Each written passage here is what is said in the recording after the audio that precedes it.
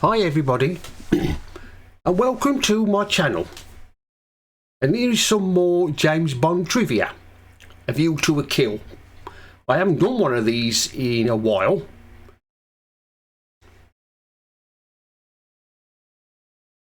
Roger Moore was 57 at the time of the film's release, making him the oldest actor to play James Bond, tied with David Niven in Casino Royale 1967. Moore was also the second oldest, as he was 55 when Octopussy was released. The third oldest are Moore, Sean Connery and Daniel Craig. Although appearing briefly in this movie, Dolph Lundgren, first on-screen role playing General Gorgok's bodyguard, he landed this position because he was dating Grace Jones at the time of filming. He was conveniently on set when director John Glenn realised he quickly needed someone to fill in as a simple gun-wielding bodyguard. At the time of the movie's release, Sean Connery told the press John Bond should be played by an actor of 35 or 33 years old. "I'm too old, and so is Roger Moore. He's too old," he said. This film was Louis Maxwell's final appearance as Miss Moneypenny. Apparently, after she was told that she would be retiring from the role, she thought she could become M as a promotion. Producer Howard R. Broccoli believed that the audience wouldn't accept James Bond giving orders by a woman. When Stacy comes out of the shack in Silicon Valley wearing a pair of overalls, Bond comments, "Pity you couldn't find that one fits," and Stacy gives him a dirty look. So Roger Moore ad-libbed the line, and Tanya Roberts' reaction was genuine. Roberts had refused to film the scene until the wardrobe department made a pair of custom fitted overalls that would look fitting on her. In the DVD commentary, Sir Roger Moore said of the 7 Bond films in which he starred, "This is my least favourite. He didn't like the increased violence and felt that he was getting too old for the part." And it turns out that the age difference between Sir Roger Moore and female co-stars was not as great as previously thought. Grace Jones and Tanya Roberts had lumped their ages to 1952-55 birthdays.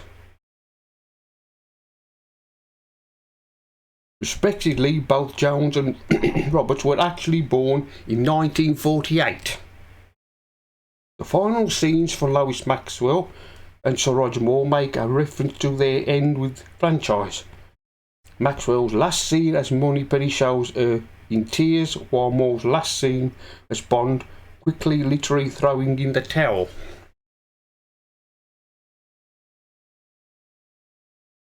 The title song was written by John Barry and Duran Duran,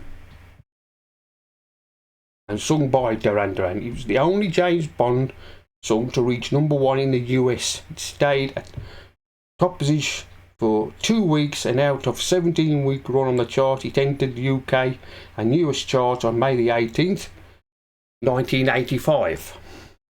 It peaked at #2 in the UK charts. The soundtrack album charted in the UK on June the 22nd, 1985. The movie was instantly disliked by Sir Roger Moore, who was on barely speaking terms with Grace Jones during filming. He had not considered this to be a real 007 movie. Moore said, "I was horrified on the last Bond I did, while the slew of sequences where Christopher Walken was machine gunning hundreds of people. I said, this wasn't Bond, this was Bond films. It had stopped being what they were all about. You don't draw on blood and brains spewing all over the place." Diana Feinstein was the mayor of San Francisco at the time of filming because Sir Roger Moore was his favourite of the last three actors to play the part. Christopher Walken became the first Academy Award-winning star to be in a Bond movie. When Grace Jones' Mayday screams during the mine sequence when sparks fly around her, her screams are for real. She did not know the electricity cables around her would go off as a special effect for the scene. Duran Duran was chosen to sing after bass John Taylor, a lifelong Bond fan, approached producer Albert R. Broccoli at a party, somewhat drunkenly asked when you're going to get someone decent to do one of your theme songs. While this being Lois Maxwell's final appearance as Miss Moneypenny, it brings her total screen time career to a 23-year span of James Bond movie in just 1 hour. Did he also do fewer than 200 words? The selection of Duran Duran to perform the theme song was an attempt to help market this movie and potential future James Bond movies towards a younger audience, specifically the MTV generation. When Bond is trapped underwater, he opens the tyre valve and breathes in air from the tyre.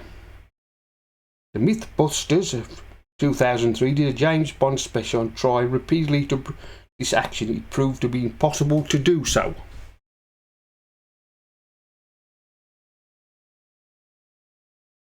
The disclaimer: neither the name Zorin or any other name or character in this film is meant to portray a real-life company or actual persons. In December 2007 interview, Sir Roger Moore said regarding the movie, I was only about 400 years old, too old for the part. Lois Maxwell suggested that Miss Moneypenny be killed off.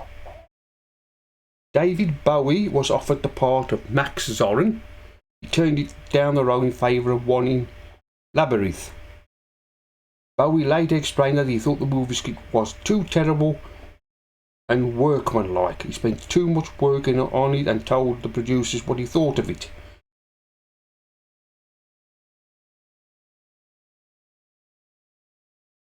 At a night with Dublin, Ireland, Sir Roger Moore was asked what he would with Grace Jones. Moore paused and remained silent for a few seconds by saying, "My mother once said if you have nothing good to say about someone, then say nothing at all." Jones, on the other hand, recalled working with Moore was enjoyable and one of her favourite co-stars. After producer Albert R. Broccoli told Lois Maxwell Miss Money that she would not return for the next Bond movie, their comment was that only 2 people from Dr. No were still working in the franchise. In the opening sequence in Siberia, when the Russian soldier is left dangling from a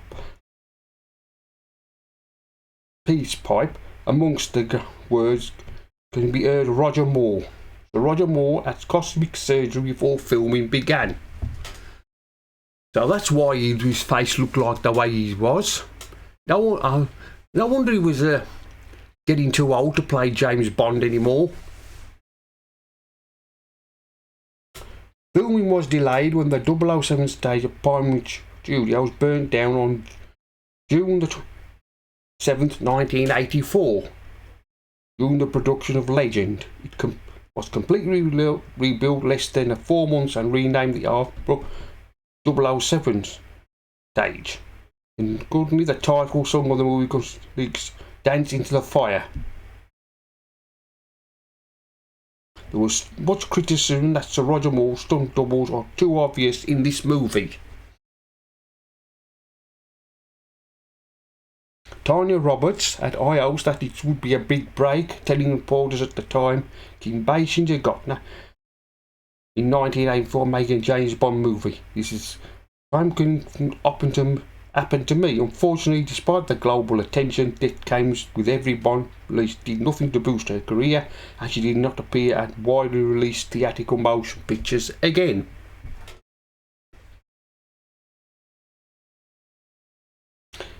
This movie is often credited with helping to spark the interest in snowboarding due to the use in the pre-credits opening snow sequence.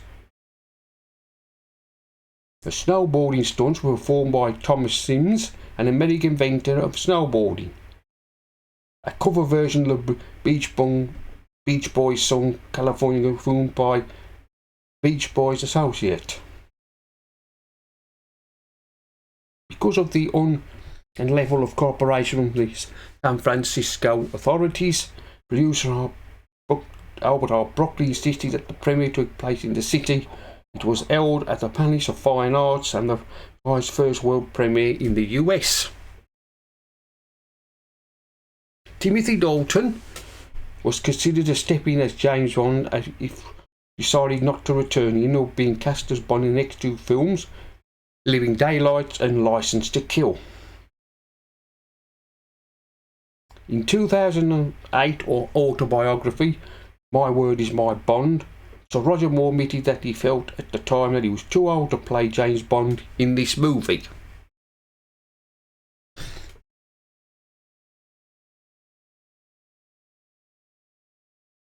The effect of splitting the Renault in half was achieved by Abraham electric magnet used to hold the front and rear sections of the car together. The car was equipped with a small fuel tank in the front section.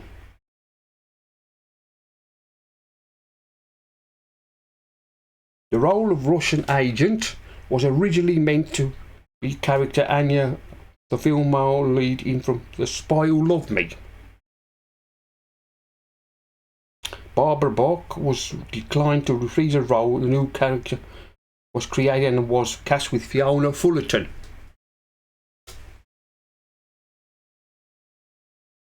In his memoir, Sir Roger Moore remembered that Grace Jones would play loud music in her dressing room, which meant get an afternoon's nap. Moore admitted that once to turn the music down, he got so annoyed he threw a chair at the dressing room wall, and as he duly observed, he did not sleep, mood for the sex scene.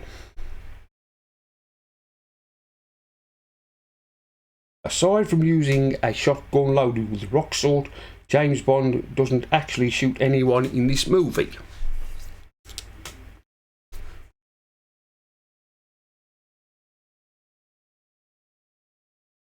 Barbara Broccoli had to collect Grace Jones every morning because Jones didn't enjoy early morning starts. She learned to be the car ride to the studio. The description of Max Zorro was scripted based on Sting and written by David Bowie in mind, but he turned the movie down.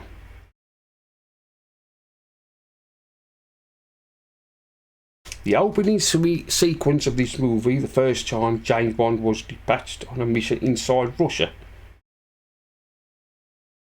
Specifically, it was snow region of Siberia, which was filmed in Iceland.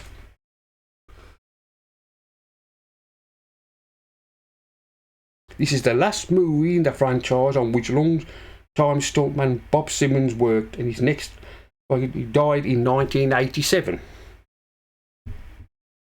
Of all the 5 films of the series, John Glenn pronounced A View to a Kill was one of the most beautiful Bond girls to Stacey Sutton. This is the only James Bond film that the title from Ian Fleming worked changed in some way. This title, which was from For Your Eyes Only, collection of short stories. None of the principal cast ever went to Iceland for this movie, not even Sir Roger Moore. Just before the jump off the Eiffel Tower, the stunt was undertaken. 2 thrill-seeking members of the public made an unauthorised jump off the Paris.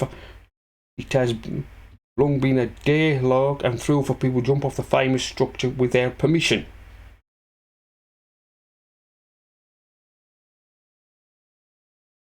The story is a rework of much of the story structure of the earlier James Bond movie Goldfinger.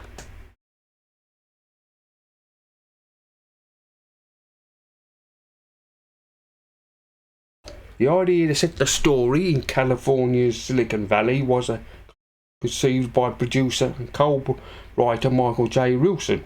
His first draft, Zorro wanted to destroy Silicon Valley by changing the course of his comic, but it was later decided the plot was not believable.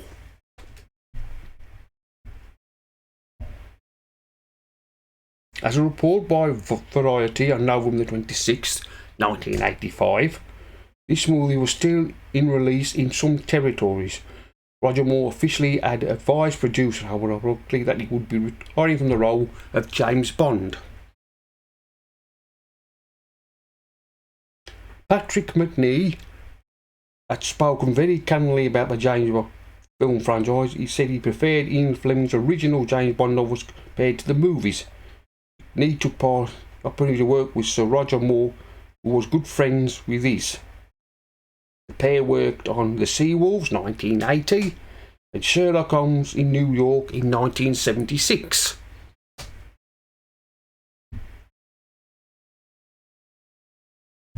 The third official Bond movie did not start the title of the next Bond movie during the ending credits. Neither Dr. No nor Thunderball started the next movie at the end of the credits earlier. Either. Tanya Roberts was the only last leading era, but was also the first to pass away. Robson passed away on the 4th of June 2021 at the age of 71.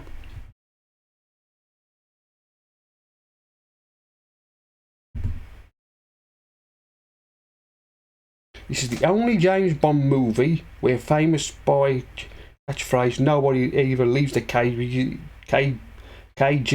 is heard.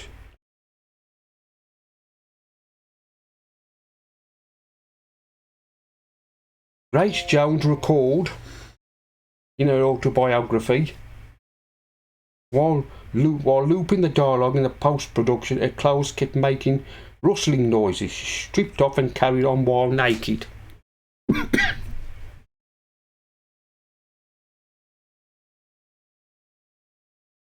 Maud Adams is said to be visible on an extreme Fisherman's Wharf Senior DV documentary, Inside a View to a Kill. Adams explained that she was visiting a friend, Sir Roger Moore, and local the crowd, but admits she was unable to actually see herself in the movie. In the same documentary, John Glenn confirmed that Adams appeared as an extra.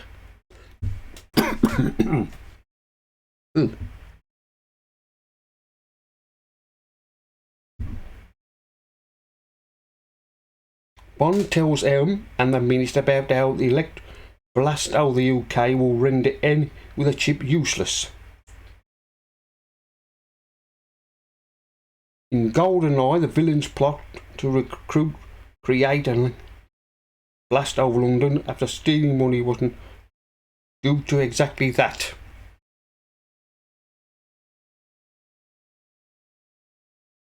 John Barry reportedly didn't like the producer's idea of having a pop rock band performing the title song.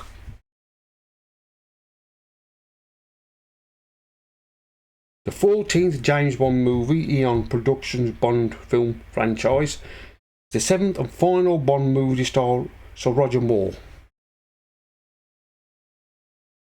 The San Francisco cable cars seen the movies and road vehicles at the time of the filming. The entire system was being overhauled, meaning that light vehicles had to be used instead. Grace Jones strongly disagreed with Sir Roger Moore's support for the apartheid regime in South Africa.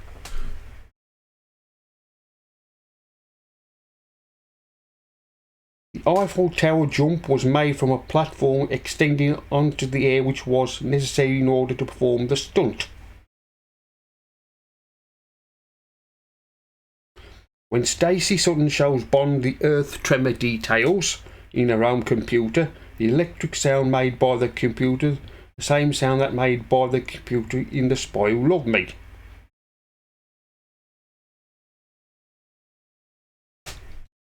The Washington Post critic said Sir Roger Moore isn't just in Longtooth, he got tusks. And looks like he had an eye job and gave him a pie-eyed blinkers of a zombie. Not available anymore in the action sequences.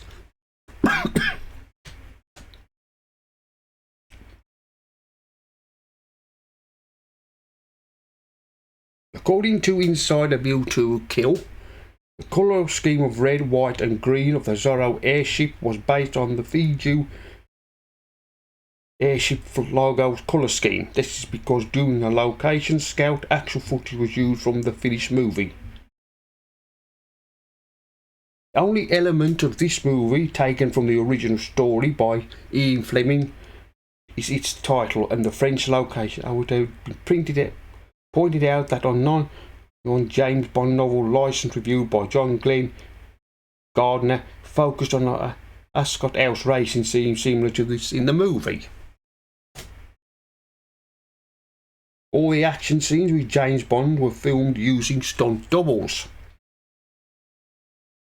When M discussing the Ascot racetrack, he says, "Now talk of the city and the city reviews the City Inc. within London, which is a major business and financial centre." Producer Albert R. Broccoli cast Grace Jones as singing in Conan the Destroyer.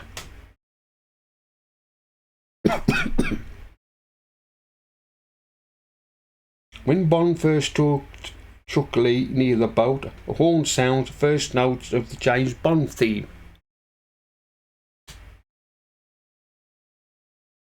Bo Derek and Sharon Stone were considered for the role of Stacey Sutton. Tanya Roberts got the role of producer Albert R. Broccoli saw her in The Beastmaster. The age difference between Grace Jones and Alison Dowding, 18.5 years. First James Bond movie where Mark Stepson of producer Albert R. Broccoli is the regular producer. He had previously been an executive producer on Moonraker, For Your Eyes Only and Octopussy.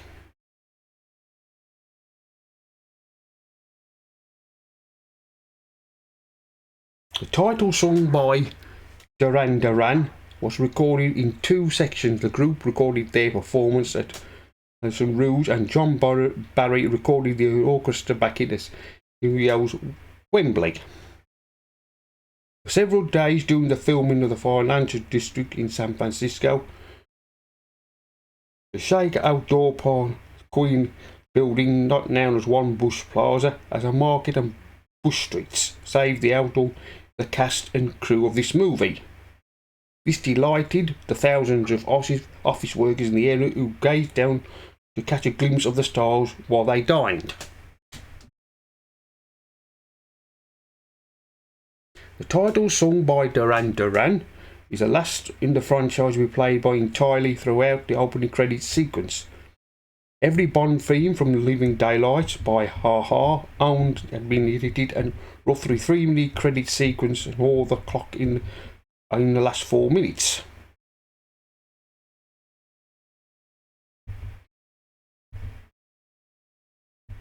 Originally, Bond was to have used the electric snooping device created by Q when the device is threatened by guard dogs. It sprays them with a stink-like obnoxious liquid and gets stuck in the tunnel.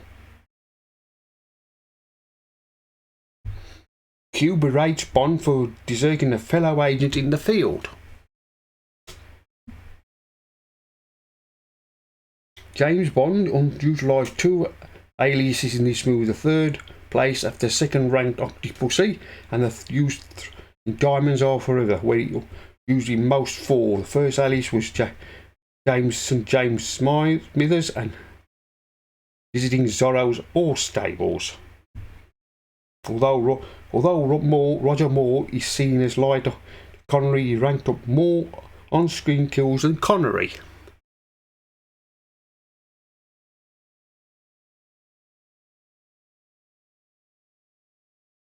When James Bond meets his Lee in San Francisco, there is a reference to South African mining accent.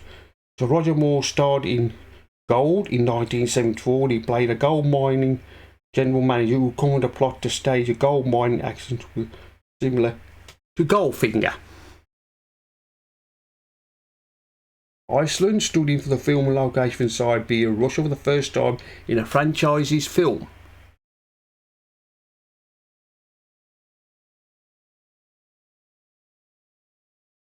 Richard Mulvine and Michael J. Wilson had noted the explosion in available technology in the computers published with all things high-tech. So they did the decent that their story should send around the potential destruction of American Silicon Valley. With the release of this movie, Sir Roger Moore's Bond dated a total of 17 women, one more than Sir Sean Connery.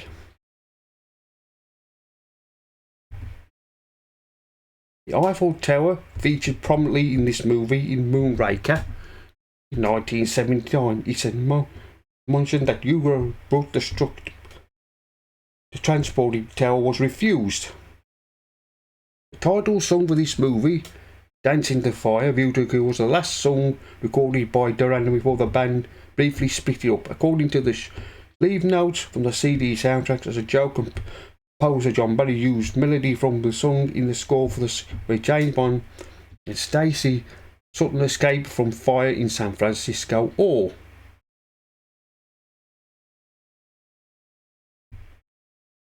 this is the final time we see Bond put on the stand in Moneypenny's office. Position being resurrected for your eyes only, and that continued to this entry. Sir Roger Moore, unlike his two predecessors ever, has never seen wearing it gun barrel opening.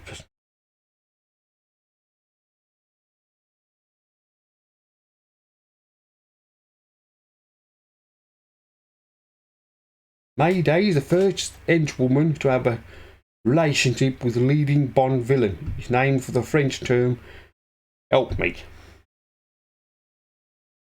The MI6 and Universal Exports buildings used in the film Octopussy, the Living Daylights and the Licensed Crew is a Cold War office near Westminster.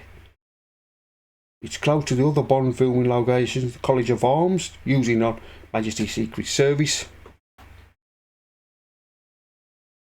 Patrick Macnee also narrated the making of the documentaries on the James Bond DVD release until Licensed to Kill.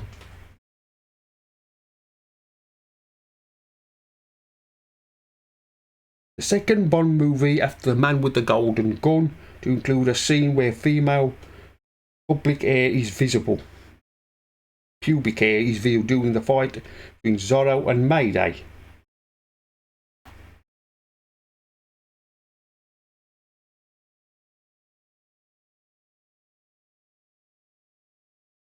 A View to a Kill is an title driven from Ian Fleming's short story from A View to a Kill. The title is setting some Russian spies are the only common story elements in this movie and a short story. Well, that's the end of my James Bond trivia. A View to a Kill. Like, comment and subscribe, and I'll see you all again in another video.